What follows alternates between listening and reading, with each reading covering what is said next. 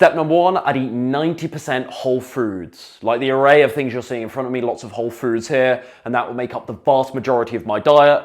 Okay, instead of all the vegan junk food products and the substitutes, the mock meats, the cheeses, vegan chocolate candies, etc., that have way more calories and way less fiber. Most of my diet is going to be made up of this stuff here. Eat a giant salad daily alongside your dinner to help you stay full and satisfied and help prevent you from turning to treats later on in the evening. This one, for example, is a mix of sweet gem lettuce. We have some red bell pepper in here.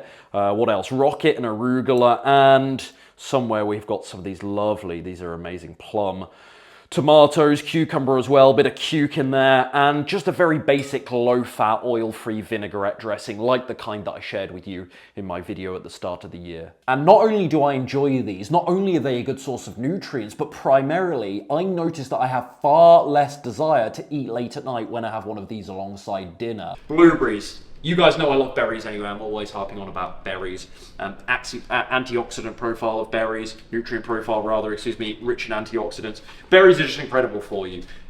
If I had to choose one berry to eat for the rest of my life from a health perspective, it might not be my favorite taste-wise, but from a health perspective, it would be blueberries. These are rammed with quality vitamins and minerals. Avoid coconut oil. It's in so many vegan foods, and people are under the assumption that it's healthier than the other oils. Actually, it's incredibly high in saturated fat. It's very calorically dense. It's something I like to steer away from. I'd have 1 to 2 servings of beans, lentils, or tofu daily. Fantastic source of plant protein, as I'm sure you already know, but also for helping you stay full. Why? Namely because they're high fiber content. Fiber is incredible for helping you stay full up for longer. Bunch of other side benefits that fiber brings for weight loss as well. Number one, it feeds friendly gut bacteria. Number two, it helps fight inflammation, which is increasingly being linked to obesity. So I'm having 1 to 2 servings of these daily. How would that translate to my diet? I'll be using the chickpeas in my oil-free hummus recipe. I'll be throwing tofu into my Buddha bowls and my stir fries in the evening. I'll be using beans for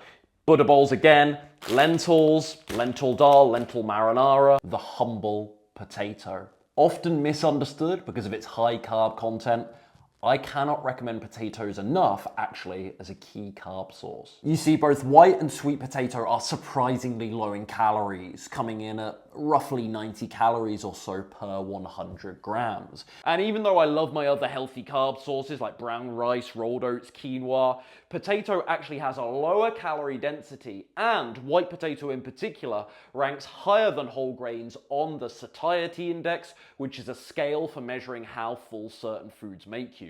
The amount of fullness and satisfaction you get per calorie of potato makes it a really superior carbohydrate source. Keep in mind that your meal plan is only as effective as your current level of consistency.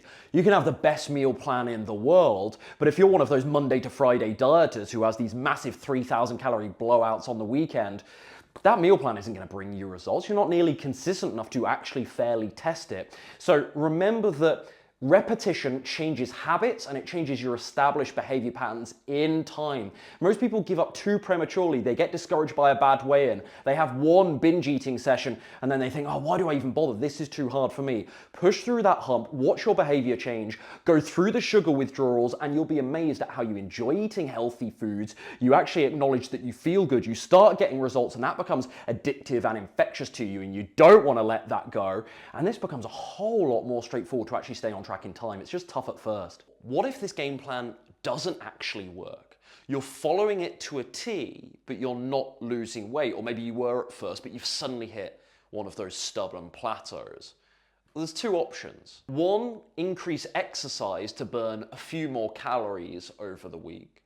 Or number 2, decrease your calorie intake via diet to ensure that you're in a significant enough deficit to see results on the scale week to week. Now, keep in mind, to decrease your calorie intake, you don't actually need to track your calories. Remember, the weighing scale is a feedback system that tells you how effective your plan and your current meals are. So if the scale isn't actually dropping, it's telling you that you're eating too many calories to lose weight.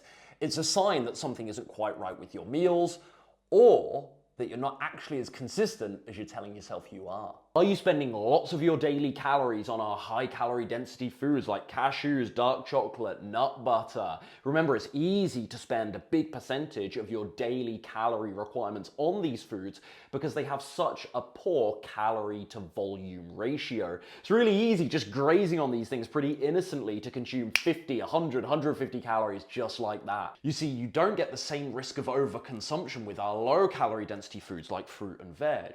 So think of calorie density like a scale. You've got lower calorie density foods at one end, higher calorie density foods at the other. So if you're not losing weight right now, simply by moving down this spectrum, right, reducing the consumption of the foods at this end of the spectrum, not cutting them out completely, but reducing slightly, eating more of the food towards this end of the spectrum, you can reduce your calorie consumption, get much closer to a calorie deficit, and therefore start losing some weight again. Let's get into the first myth I want to talk about right now. The fat you eat is the fat you wear. Well, that simply isn't true. And it isn't true. The way you see this isn't true is you take one look at the keto dieters. I'm not an advocate for keto.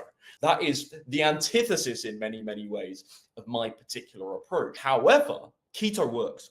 Keto works for weight loss. It's not sustainable. I don't think it's healthy. It's not my advice, but keto works and it's a high fat approach. How can it work if the fat you eat is the fat you wear? And it isn't true because if you're in a calorie deficit, I think most of us know this, but it's an important reminder. If you're in a calorie deficit, you will lose weight regardless of your proportion of macronutrients. The three macronutrients, of course, being carbohydrate, protein, and fat. Now, is there an argument that some macronutrients are more slimming or more fattening than others, aside from the calories they provide? Yes, most certainly. Metabolically, they will all have a slightly different effect. Functionally, they do different things. But at the same time, if you're in a calorie deficit, that sort of trumps their own individual value and the own individual influence they have over your ability to lose weight or not. Lastly, but briefly, I am surprisingly flippant, I think, on this subject of amino acids. I'll explain why in a second. I mean, I do have to concede that some basic knowledge of ingredient pairing and some knowledge of which foods have a complete amino acid profile will be beneficial to you, like soy, for example, which is incredible for that. But here's why I say I'm kind of flippant on the amino acid subject, or certainly for me personally, I'm quite laissez-faire about the subject, because when my diet is relatively diverse, like it is at the moment, where I'm pairing lots of different ingredients together, I consider amino acids, frankly, a minutia. And I've been able to build some muscle, as I say, over the last 12 months without really paying that much attention to them.